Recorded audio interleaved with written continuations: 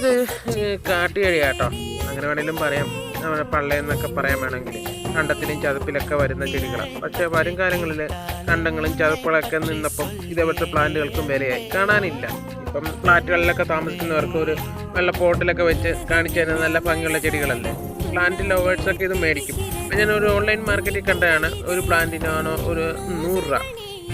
കൃത്യമായിട്ടൊരു വല്ലാത്തൊരു പേരാട്ടോ, നമ്മുടെ നാട്ടിലൊന്നും ഒതുങ്ങിയാല.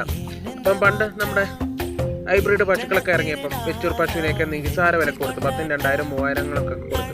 കാലം ഇങ്ങോട്ട് പിന്നീട് മാറിയപ്പം ജൈവകൃഷി വന്നപ്പം നമ്മുടെ നാടൻ പശുക്കൾക്ക് ഹൈബ്രിഡ് പശുക്കളെക്കാളും വിലയായി. 10, 15 ലിറ്റർ 20 ലിറ്റർ പാലുള്ള പശുക്കൾക്ക് എത്ര 1 ലക്ഷം ഉള്ളപ്പം 1 ഗ്ലാസ് 2 ഗ്ലാസ് പാലുള്ള പശുക്കൾക്ക് 2-3 ലക്ഷം രൂപ കൊടുത്തൊരു കാലമുണ്ട്. പിന്നീട് ഇപ്പം മാർക്കറ്റൊക്കെ ഇടിഞ്ഞു, അത് വേറൊരു കാര്യം.